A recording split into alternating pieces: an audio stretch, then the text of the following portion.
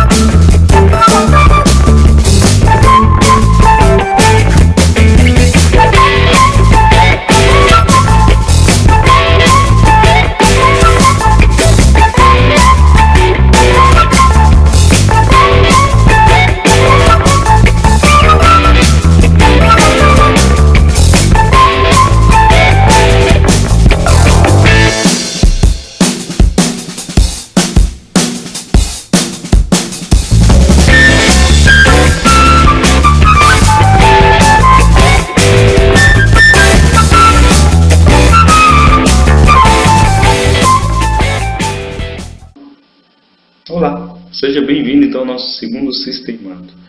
Meu nome é Edson, eu sou analista desenvolvedor e no vídeo de hoje nós vamos falar um pouco sobre configurações de computador. Com certeza, quem não tem ideia nenhuma de tecnologia da informação e precisou comprar um equipamento, às vezes fica na dúvida de que memória computador, quanto de memória RAM comprar, quanto de HD, que tipo de placa de vídeo. Quem não tem noção disso aí, quando o vendedor vem falando sobre essas coisas, é como se ele estivesse falando grego. Então, a partir de hoje, analisando esse vídeo, você vai entender um pouco mais sobre as configurações do computador. Então, vamos aprender sobre isso hoje. A primeira coisa que nós devemos ter em mente é que é muito importante saber o que nós estamos comprando, ou qual o computador que vai realmente atender a nossa necessidade. Caso contrário, nós podemos passar por duas situações. Ou nós podemos comprar um computador que tem muita informação, pagar caro para isso, que vai ter uma configuração que vai estar além das nossas necessidades e vamos estar jogando dinheiro fora, ou nós podemos comprar um computador que não vai atender às nossas necessidades, vai ficar travando toda hora e vai acontecer mais ou menos assim.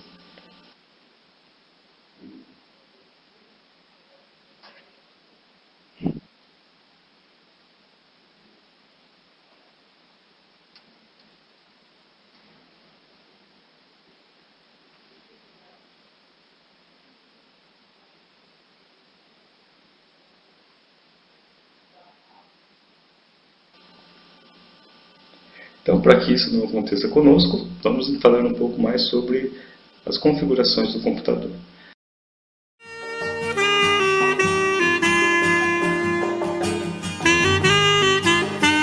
A primeira coisa que nós podemos falar é sobre o monitor. O monitor não tem muito o que a gente falar. Por exemplo, os monitores no mercado de hoje eles são todos de LCD, ou de cristal líquido. Essa é a vantagem principal desses monitores de LCD, é que eles são mais leves, são mais econômicos e são melhores até mesmo de trabalhar com eles. A resolução deles é melhor também. Basicamente o que você precisa analisar na compra do monitor é o tamanho. Então nós temos uma enorme gama de tamanhos de monitor. Temos de 13 polegadas, 14 polegadas, 15 polegadas, 17 polegadas e assim vai. Então, no caso do monitor, basicamente é isso que você tem que analisar.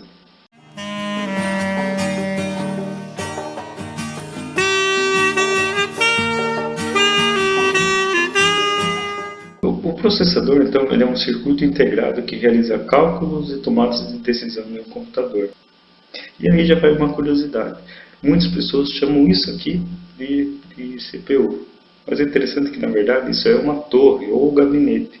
CPU, ele é o próprio processador. Até a sigla CPU, ela vem no inglês que significa Central Processing Unit, ou Unidade Central de Processamento. Então, é a parte do sistema que vai realizar, que vai realizar todas as instruções de um computador. No momento que eu estou gravando esse vídeo, existem duas empresas principais que fornecem processadores, que seria uma a Intel e a outra a AMD. Qualquer uma dessas empresas, elas fornecem excelentes processadores. Então, se você comprar um computador, se tiver um processador Intel ou AMD, pode ter certeza que você está levando para casa um bom processador. Eu vou falar um pouquinho mais sobre os processadores Intel, que é o que eu tenho mais, já até hoje eu trabalho com computadores da Intel, e Para mim fica mais fácil. E provavelmente a maioria dos computadores que são vendidos são processadores da Intel. Hoje, a Intel está trabalhando com uma família dos processadores Core i3, i5 e i7. Mas o que seriam esses processadores? Na verdade, são processadores, eu vou falar de uma maneira bem simples, não vou entrar muito na parte técnica, mas são processadores que trabalham com um número maior de núcleos. Então, por exemplo, o processador i3, ele trabalha com um núcleo físico e com 2 núcleos virtuais. Qual que é a vantagem disso? Então, essa simulação de existência de um número maior de núcleos faz com que o desempenho do processador aumente significativamente.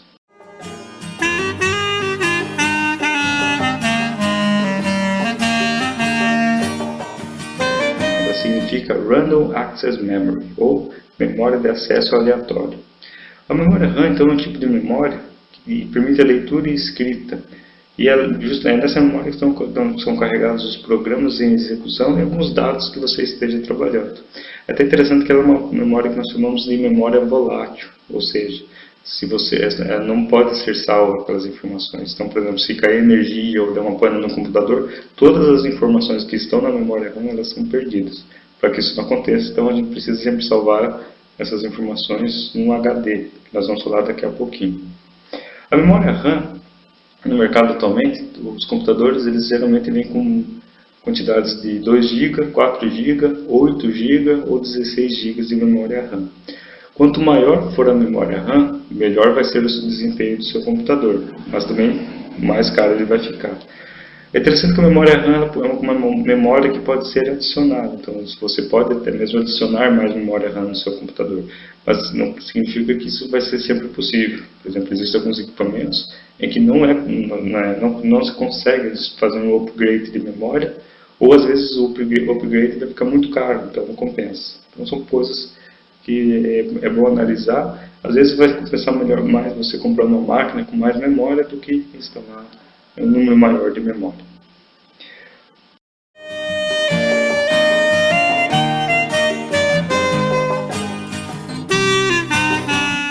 A placa de vídeo é um componente que então envia os sinais para o monitor. É a placa de vídeo que vai fazer trabalhar com as informações para que ela apareça na tela do seu computador. Existem dois tipos de placa de vídeo: placas de vídeo on-board e off-board. As placas de vídeo on-board ou integradas, elas utilizam o processamento e a memória da placa-mãe para apresentar as informações. As placas on-board são as placas mais fáceis de se encontrar no mercado. A grande maioria dos computadores usa esse tipo de placa. Para usuários comuns não tem problema nenhum. Uma placa você vai conseguir vai assistir um vídeo, vai jogar um jogo, vai ver as suas imagens sem problema nenhum.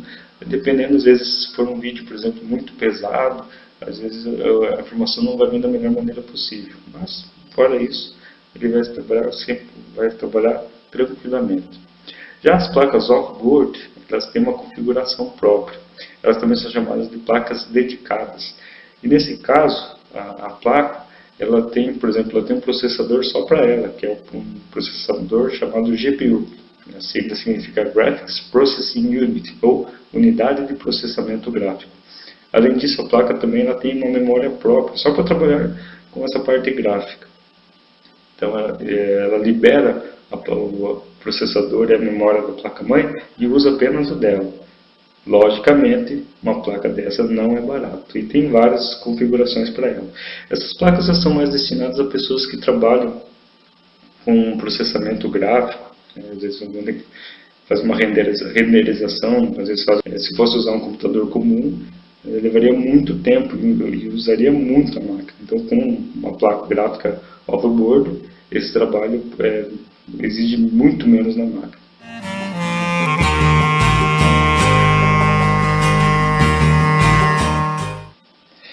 E agora vamos falar um pouco sobre o HD, ou Hard Disk, ou disco rígido, ou os mais antigos vão se lembrar do famoso Winchester, que nem se usa mais. O HD é onde são armazenados os dados. É um tipo de memória também, mas diferente daquela memória RAM que nós mencionamos, a memória do HD é uma memória não volátil, ou seja, ela é uma memória permanente. Então, é uma memória que não é perdida. Atualmente, se fala muito de HDs de 500 GB ou até mesmo de 1 TB. Menos de 500 GB não compensa. Ainda você encontra às vezes computadores com 250 GB de HD e tudo mais, mas ainda não compensa. Então, no mínimo, um HD de 500 GB. É um HD que tem ele pode conter muita informação e para um usuário comum é excelente. Hoje também, os HDs de 1 TB também estão num preço bem acessível. Sem problema. Agora, só para você ter uma ideia sobre algumas curiosidades do HD. Um HD de 1 TB, ele cabe muita, mas muita informação mesmo. Eu vi um cálculo aqui feito no site da Tecmundo, olha só que interessante. Então imagine uma música em MP3 com 3 minutos, faz uma música qualquer. Um arquivo de 3 minutos em MP3, ele ocupa 5 megabytes dentro de um HD. Se você tivesse um HD de 1 TB, você poderia armazenar 200 mil músicas desse tipo. Se você fosse tocar ininterruptamente 200 mil músicas, isso representaria 17 mil horas ou 728 dias de música ininterrupta. Ou seja, você poderia estar ouvindo 2 anos de música direto. Só não sei quem faria isso, mas com 1 TB você consegue. Gosto muito também dos SSDs. Né? O SSD é a evolução do HD. Eles são chamados SSD, a sigla de Solid State Drive, ou drives em estado sólido, uma coisa assim mais ou menos. A diferença do HD aqui do SSD é que o SSD ele não tem parte mecânica, então ele é construído em torno do circuito integrado, e por não ter parte mecânica ele é mais silencioso, ele é mais rápido e é menor. Só que seguindo na sequência do mais, ele é muito mais caro também. Mas futuramente, como tudo na informática, a tendência dele é ficar mais barato. Mas por enquanto, muito caro. Uma curiosidade não muito legal sobre o HD. O HD ele tem vida útil. Não dá para dizer precisamente quanto tempo um HD demora. Muitos especialistas falam um período de mais ou menos, um pouco mais de 5 anos. Eu já vi HDs durarem muito tempo, até mais de 10 anos.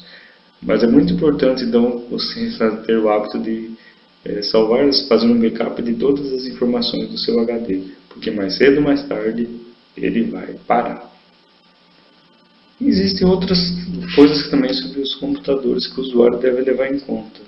Mas são informações não tão importantes, como por exemplo o sistema operacional. O sistema operacional, geralmente as pessoas optam pelo Windows, que é o que a maioria conhece. Mas existem computadores também com uma distribuição Linux. Geralmente os computadores vendidos, eles utilizam o Ubuntu, que é uma excelente distribuição Linux. Quem trabalha com informática gosta bastante também.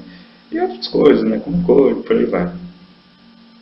Agora, para simplificar tudo aquilo que eu falei, eu vou mostrar 3 configurações que eu montei sobre computadores para cada tipo de usuário. Note o seguinte, não quer dizer que tem que ser isso. Por exemplo, você pode ser um usuário comum e de repente você vai encontrar um processador i5 com um preço muito acessível. Então, vai valer a pena você comprar. Então, isso tudo é bem relativo. Mas, basicamente, tudo que eu falei até aqui, nós podemos resumir nesses 3 tipos de usuário.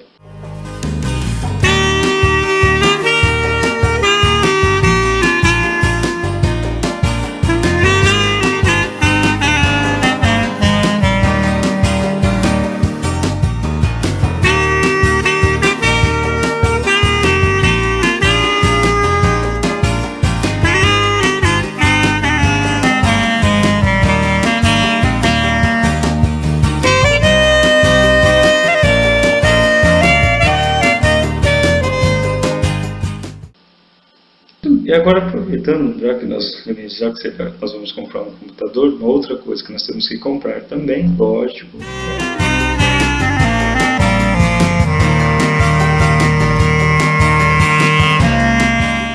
impressora é um pouco mais fácil de nós falarmos, porque só existem basicamente 3 modelos no mercado.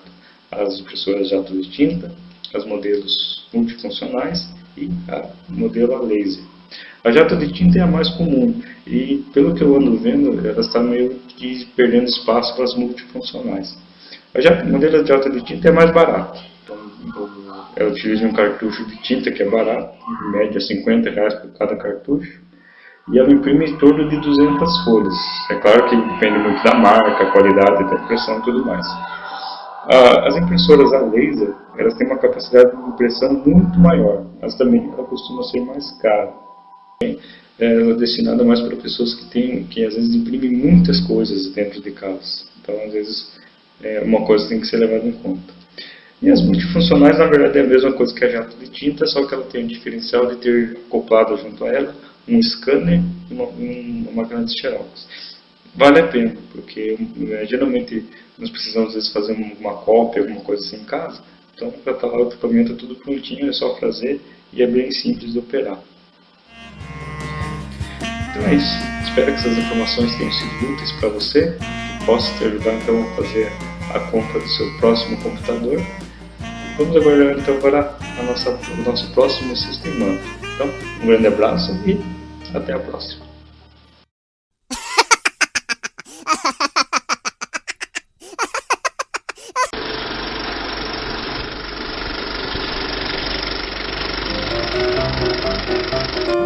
E faça bom uso dele.